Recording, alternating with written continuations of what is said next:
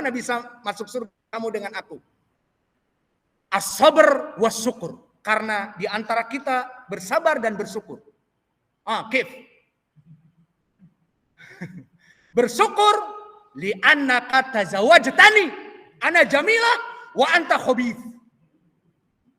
Aku bagaikan the prince, beauty, dan ana like the beast. Jadi beauty and the beast. Itu masyhur di dalam ucapannya. Idan uskur rabbak, kamu syukuri aku. Wa min jihatin ukhra as-sabr. Kaifa sabr? Ana asbir alaik anta wajha qabih. Tampangmu jelek, aku sabar ya Allah. Nikah dengan laki-laki seperti itu. Dari sinilah Imran ibn Hattan dijatuhkan mentalnya. Mana yang tadinya mengatakan ar-rijal qawwamuna 'alan nisa, laki-laki itu adalah pemimpin dari perempuan. Tidak ada, jatuh mentalnya, maka dia tergila-gila dengan istrinya. Mana ucapannya dulu? Ana sa'arutuha ila sunnah. Aku yang akan mengembalikan dia kepada sunnah, malah istrinya mengkatrol dia kepada al-khawarij. Fasara Imran ibn Hattan bahwa syair. Dulu dia syair ahli sunnah. Maka setelah dia menikah dengan istrinya yang kharijiyah, maka syair-syairnya dia gubah menjadi senjata yang terhunus kepada ahli sunnah. Maka di saat Ali radhiyallahu anhu dibunuh oleh kelompok mereka Al-Khawarij, siapa? Abdurrahman ibnu Muljim. Seluruh kaum muslimin berduka atas kematian menantu Nabi dan orang yang paling dekat kepada Allah dari para sahabat min khulafa ar-rasyidin. Semua kaum muslimin yang ahlu sunnah merasa sedih. Namun Imran ibn Hattan malah membuat syair memuji Abdurrahman ibnu Muljim. Maka dia menuliskan dan berkata, ya darbatan min taqiyin ma arada biha illa liyabqa min dil arsy ridwana. Yang maknanya, ya darbatan, maka tidaklah tikaman Abdurrahman ibnu Muljim kepada Ali radhiyallahu anhu min taqiyin ma arada biha, dari ketakwaan Abdurrahman kepada Allah, yang menginginkan dari rahmatnya keridhaan dari Dzul Arsy, Allah yang mempunyai ars. Maka tikaman Abdurrahman ibn Muljim kepada Ali itu, kata Abdurrahman, kata Ibnu Hattan, Imran ibn Hattan, adalah tikaman yang berasalkan dari ketakwaan dan mengambil ridho dari Allah Jalla wa'ala. Lihat bagaimana. Maka kelompok Al-Khawarij, mereka membunuh kaum muslimin dan mereka mengkafirkan kaum muslimin, dan mereka meyakini bahwa mereka di atas jalan yang hak dan muslim itu kafir. Maka oleh sebab itu mereka membunuh Utsman radhiyallahu anhu. Kemudian berusaha untuk membunuh Ali di zaman Al-Haruriyah, namun mereka tertumpas dan akhirnya mereka balas dendam dalam keadaan pengkhianatan. Ali radhiyallahu anhu di saat hendak maju untuk menjadi imam, maka ditusuk. Maka inilah dari Imran ibn Hattan contoh yang kedua, yang mana dia seorang muhaddits, muridnya dari Aisyah radhiyallahu anha, sara imam min a'immati al-khawarij, dan syairnya terus dibacakan sampai this time, sampai zaman sekarang, now and forever. Selamanya akan diabadikan oleh mereka, kelompok Al-Khawarij. Maka contoh yang ketiga juga adalah Abdul Razzaq ibnu Hammam as-San'ani. Siapa yang tidak mengetahui Abdul Razzaq ibnu Hammam as-San'ani? Dia adalah seorang itba'ut tabi'i as-saghir di tabaqah yang ke-9. Maka dia hidup di zaman Imam Asy-Syafi'i. Maka Abdul Razzaq ibnu Hammam as-San'ani imamud dunya. San'a menjadi terang benderang, menjadi penuh pelita ilmu dikarenakan dirinya. Faqad rahalu au rahala ulama dunya ilaih, maka telah berkumpul ulama dunya di zamannya. Siapa yang datang ke Son'a untuk berguru kepada Abdur Razak ibnu Hammam As-San'ani? Pertama, Imam Ahmad beserta qarinnya Yahya ibnu Ma'in beserta qarinnya Ishaq ibnu Rahawih. Min aina Ahmad? Min Iraq. Wa Yahya ibnu Ma'in min Iraq. Wa Ishaq ibnu Rahawih min Iran. Dari Iran. Datang ke Yaman jauh jika melihat peta. Maka untuk apa berguru dengan Abdur Razak? Wa ya'ti min bilad Razi, Abu Hatim Ar-Razi. Wa kadzalika Abu Zur'ah Ar-Razian datang untuk mengambil ilmu dari Abdur Razak, dan bahkan Ali Ibnul Madini, gurunya Imam Al-Bukhari yang digelari dengan Hayatul Wadi the Rattlesnake, berguru kepada Imam Agung ini. Maka orang ini dari segi ilmu sangat mumpuni. Dan alhamdulillah kembali kejayaan Yaman di zaman Syekh kami Mukbil, maka telah datang di ma'hadnya sekitar 5.000 muslimin menuntut ilmu. Kembali kejayaan Yaman di zaman Syekh kami Mukbil rahimahullah. Maka Abdur Razak ibnu Hammam As-San'ani ulama min ulama'i ahli sunnah. Walakin disebutkan di tarikh yang menyebutkan siapa? Ibnu Hibban, Ibnu Adi, Al-Ijli, Wadzahabi, dan yang lainnya dari ahlu tafsir, dari ahlu tarikh. Wa kana yatashayya. Maka sayang dia dulu mempunyai sedikit pemikiran dari pemikiran Syiah. Kok bisa? Kenapa? Padahal dia ahli sunnah namun mempunyai pemikiran Syiah. Limada? Li'annahu yujalis ma'a syaikhihi Ja'far ibnu Sulaiman ad-Dubai al-Basri. Man huwa Ja'far ibnu Sulaiman ad-Dubai? Ja'far ibnu Sulaiman ad-Dubai minal muhaddithin, walakin laisa bidakal qawi, saduq hasanul hadits faqat. Dia hafalannya pas-pasan. Apakah dia dari orang Yaman? Bukan, min Basrah. Namun kebiasaan orang Yaman, jika datang seseorang kepadanya mempunyai ilmu, maka diikat dengan dinikahkan putri-putri mereka yang paling cantik. Ada yang diikat dengan 1, ada yang diikat 3 ikatan dan sebagainya. Maka di sini yang namanya Ja'far ibnu Sulaiman ad-Dubai setelah pulang dari umrah dan haji ke Yaman, mampir dekat dari Saudi sekarang, maka ingin kembali ke Irak, tidak bisa. Diikat oleh orang Yaman yang semangat mempunyai ilmu, ajari kami ilmu hadis, meskipun hadisnya tidak sekuat a'imah. Dia di zaman Imam Syu'bah ibnu Hajjaj, Laits ibnu Sa'ad, Imam Malik ibnu Anas, maka beda hafalannya dengan Ja'far ibnu Sulaiman ad-Dubai. Namun mendinglah. Karena apa? Dari situ keikhlasan ahlul Yaman memenjarakan dia dengan menikahkan dan mempunyai tanggung jawab anak dan sebagainya.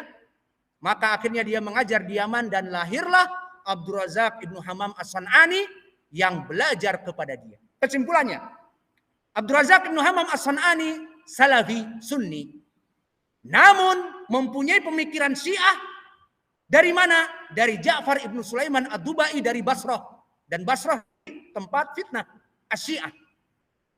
Maka disebutkan di tarikh, ya Abdur Razak, limada anta kada wa kada. Apa yang menyebabkan kamu mempunyai pemikiran Syiah? Kenapa kamu duduk dengan Ja'far ibnu Sulaiman ad-Dubai? Apa yang dikatakan oleh Abdur Razak?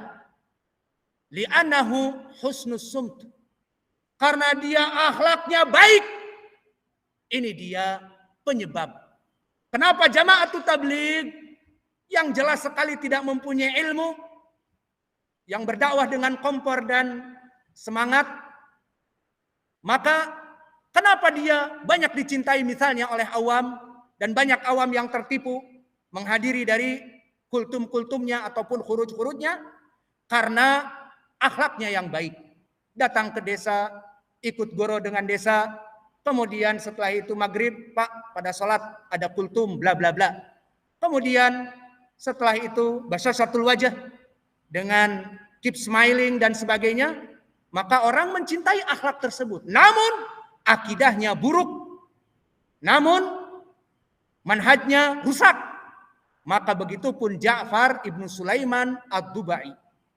Maka Ja'far ibnu Sulaiman ad-Dubai, dia adalah rawi yang mempunyai pemahaman Syiah dan terpengaruh sedikit Abdul Razak karena kan gurunya. Ini semua perkara mafasid di dunia dan selesai. Dan sekarang kita masuk al-mafasid di akhirat.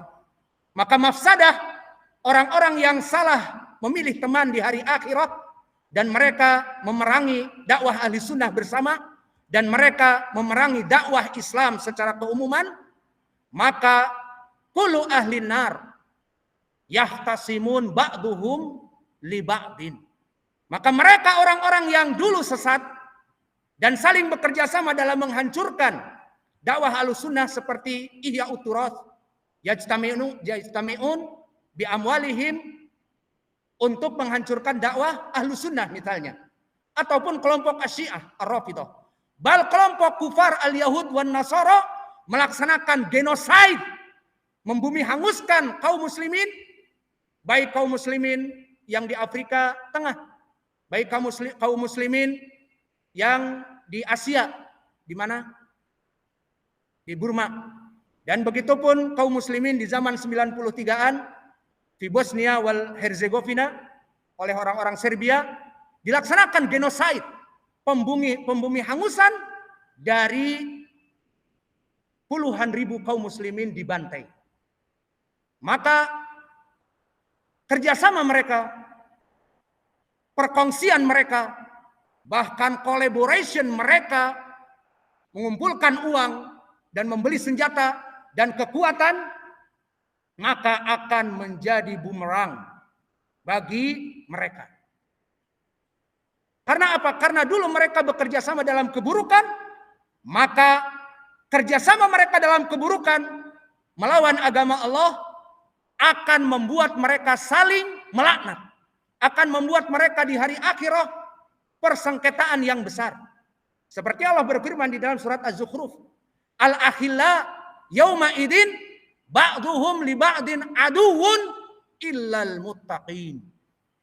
Al-akhilla, orang-orang yang dulu berkolaborasi, saling mencintai untuk bekerja sama menghancurkan kaum muslimin secara umum, ataupun menghancurkan ahli sunnah dari dakwah-dakwah mereka secara spesifik dari kelompok ahlul bid'ah, maka al-akhilla, kecintaan mereka dalam menghancurkan kebenaran dulu di dunia, yauma idin, pada hari idin, tanwin maknanya yauma id, wukifu ala nar misalnya, di saat mereka ditampakkan api neraka, maka mereka akan menyesal.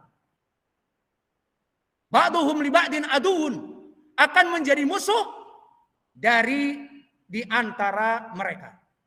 Maka telah ditafsirkan oleh Imam Qatadah, yang mana tafsir ini disebutkan oleh Imam Qatadah bahwa al-akhilla yauma idin ba'duhum li ba'din aduun ilal muttaqin fasara kullu khullatin adawah ala ahliha illa hullatul muttaqin. Maka semua yang dulunya bekerja sama untuk melawan kebenaran, menghancurkan kaum muslimin, menghancurkan dakwah Ahlussunnah, maka pada saat itu mereka akan menyesal dan saling mencari kambing hitam. Kasihan kambing hitam, pada saat itu pun dicari kambing hitam. Maka semua pembebek akan mencela gembong-gembongnya. Dan para gembong akan melepaskan diri dari para pembebek-pembebek mereka. Maka ini yang dikatakan oleh Imam Qatadah, wa hada tafsir akhrajahu Imam At-Tabari dari jalan Bishr ibnu Mu'ad al-Aqdi wa huwa saduq hasanul hadits an Yazid ibnu Zurai Imam an Sa'id, dan Sa'id di sini Ibnu Abi Arubah dari Asbatun Nas kepada Qatadah, paling kuat periwayatan dari Qatadah, maka hadis ini asarun hasan, bisa kita pakai. Maka dari penjelasan ayat ini dan dari penjelasan Qatadah Ibnu Di'amah bahwa yang namanya dulunya mereka berkolaborasi dalam keburukan, semuanya akan saling mencela seperti di dalam ayat yang tadi, dan di sana masih banyak ayat-ayat yang lain, dan kita ringkas dari beberapa ayat saja, di mana Allah berfirman, hada faujum muqtahimu ma'akum la marhaban bihim innahum salun nar qalu bal antum la marhaban bikum antum qaddamtumuhu lana fabi'sal qarar qalu rabbana man qaddama lana hada fazidhu adaban dhi'fan finnar. Maka di saat gembong-gembong kesirikan dulu yang memberikan uang-uang kepada para pembebek untuk mengikuti memberangus kaum muslimin melaksanakan genosid, ataupun mereka kelompok ahli bid'ah menghancurkan ahli sunnah, maka kata malaikat, hada faujun muktahimun, maka hei gembong-gembong kemusyrikan, di sana ada para pembebek pengekor kamu dulu yang akan masuk ke api neraka. Apa kata gembong? La marhaban bihim, la marhaban bikum. Maka bilang kepada mereka, tidak ada no welcome untuk datang kepada kami. Maka mereka pun masuk dengan dipaksa. Wa nahnu naqul la marhaban bikum kadzalik. Maka kita pun katakan, ya kalian pun tidak ada welcome. Kita sama-sama masuk. Maka di saat mereka masuk kepada api neraka, berdoalah orang-orang yang menjadi pembebek. Rabbana man qaddama lana hada fazidhu adaban dhi'fan finnar. Setelah dia itu diejek oleh orang-orang yang pendahulunya dari gembong-gembong, maka dia berdoa, mereka berdoa para pembebek kepada Allah, wahai Allah, lipat gandakan dari adab yang Engkau berikan kepada kami. Kami diadab, namun mereka lebih banyak. Karena mereka dulu yang menipu kami. Dengan uangnya, dengan tahta dan harta dan wanita, kami mengikutinya. Ternyata apa yang aku perbuat itu salah. Salah memilih teman. Maka akhirnya berikanlah adab yang besar, ya Rabbana. Maka seperti itu keadaan di dalam dua ayat yang kami sebutkan tadi, dan masih banyak ayat-ayat yang lain, maka tidak usah kita sebutkan. Cukup kita tutup dengan siapa di balik skenario dari mereka orang-orang yang dimasukkan kepada api neraka. Mengikuti siapa asal atau kembali muaranya itu kepada siapa? Kepada iblis laknatullah. Dialah the prime evil. Dialah gembong dari segala gembong kerusakan, kejahatan yang menyebabkan manusia-manusia masuk kepada api neraka. Maka Allah berfirman di dalam surat Shad, la'amla'ana jahannama minka wa mimman tabi'aka minhum ajma'in. Maka pasti aku akan memenuhi api neraka darimu wahai iblis dan pengikut-pengikut kamu. Maka iblis pun disebutkan di dalam Al-Quran, dia akan berpidato di api neraka. Apa tujuannya? Untuk lebih menyakitkan hati-hati para pengikut-pengikut pemuja-pemuja iblis, yang mana mereka dulu menghancurkan kaum muslimin dan menghancurkan dakwah ahli sunnah secara khusus. Maka bukannya mereka di dunia diberikan hadiah, di akhirat diberikan hadiah, namun diceramahi dengan ceramah yang sangat memilukan bagi pengikut mereka. Disebutkan di dalam ayat Al-Quran, wa qala syaitanu lama qudiyal amru innallaha wa'adakum wa'dal haq wa wa'adtukum fa akhlaftukum makana alaikum. Maka tidaklah aku dulu itu mengajak kepada kamu itu min sultanin illa ang da'autukum fastajabatum li fala talumu anfusakum fala talumuni walumu anfusakum ma ana bimusrikhikum wa ma antum bimusrikhi inni kafartu bima asyraktumuni min qabl inna zalimina lahum adabun alim. Maka syaitan berkhutbah kepada pengikut-pengikutnya yang tujuannya apa? Agar lebih menyedihkan kepada pengikutnya dan mengatakan bahwa sungguhnya Allah telah menetapkan apa yang ditetapkan. Dan apa yang dijanjikan oleh Allah adalah benar. Dan dulu memang aku menyelisihi dakwah yang Allah jadikan dari dakwah tauhid. Wa makana liya alaikum min sultanin ila ang da'autukum fastajabatum li.